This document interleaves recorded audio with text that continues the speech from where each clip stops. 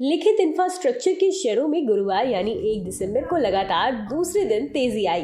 कारोबार के दौरान शेयर में 5% से ज्यादा का उछाल आया और ये शेयर 496 रुपए के अपने 52 हफ्तों के सबसे ऊंचे स्तर पर पहुंच गए। हालांकि बाद में कारोबार बढ़ने के साथ इसने अपनी बढ़त खो दी और 0.83% की तेजी के साथ 473.65 रुपए के स्तर पर बंद हुए। ये दूसरा दिन था जब लिखित इंफ्रास्ट्रक्चर के शेयर बढ़त के साथ बंद हुए हैं।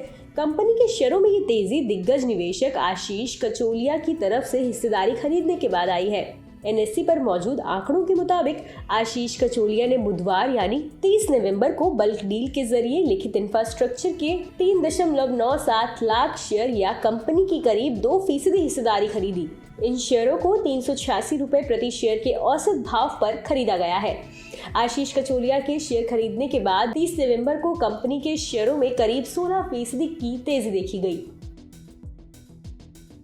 लिखित इंफ्रास्ट्रक्चर का शेयर अपने निवेशकों के लिए मल्टीबैगर साबित हुआ है। इसने पिछले 2 सालों में करीब 245% का रिटर्न दिया है। लिखित इंफ्रास्ट्रक्चर के शेयर अक्टूबर 2020 में शेयर बाजार में लिस्ट हुए थे। पिछले 6 महीने में कंपनी के शेयरों में 70% की तेजी आई है। वहीं पिछले 1 महीने में ये करीब 26% चढ़ा है।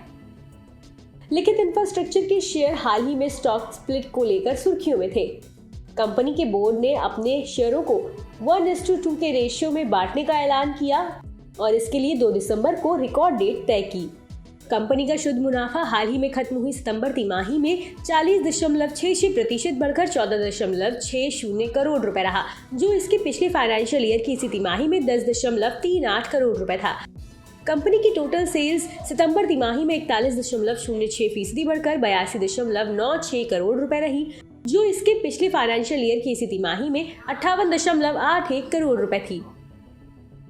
बता दें कि यह मुहैया जानकारी सिर्फ सूचना हेतु दी जा रही है। मार्केट में निवेश बाजार जोखिमों के अधीन है। निवेशक के तौर पर पैसा लगाने से पहले हमेशा एक्सपर्ट से सलाह लें। मनी कंट्रोल की तरफ से किसी को भी पैसा लगाने की यहाँ कभी भी सलाह नहीं दी जाती है।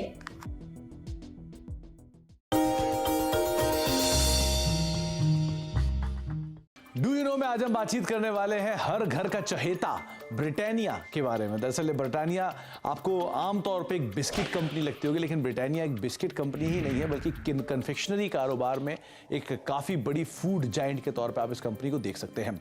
इस कंपनी की शुरुआत 130 साल पहले हुई थी और इस करीब 295 रुपए में उस समय पर इस कंपनी की शुरुआत की गई थी। सेंट्रल कोलकाता के एक छोटे से घर में इसकी शुरुआत हुई थी और वहाँ से धीरे धीरे एक्सपैंड करते करते आज इतना बड़ा स्केल आप ब्रिटानिया का देख रहे हैं।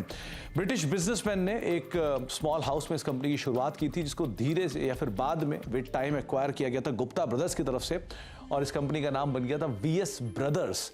लेकिन विद टाइम इस कंपनी में मल्टीपल चेंजेस हुए ओनरशिप को लेकर, जिसके बाद और फेरबदल हुआ और एक ऐसा भी समय आया 1979 में जबकि नेबिस्को ब्रांड, जो ओरियो के एक संस्थापक के तौर पे जानते हैं, जिनको आप ओरियो बिस्किट को अगर आप जानते हैं तो वो नेबिस्को की ब्रांड रहे हैं, उन्होंने इस कंपनी को एक्वायर कर लिया था। एक मेजर स्टेक करीब 27-28% के आसपास स्टेक वो इस कंपनी के अंदर ओन करते थे।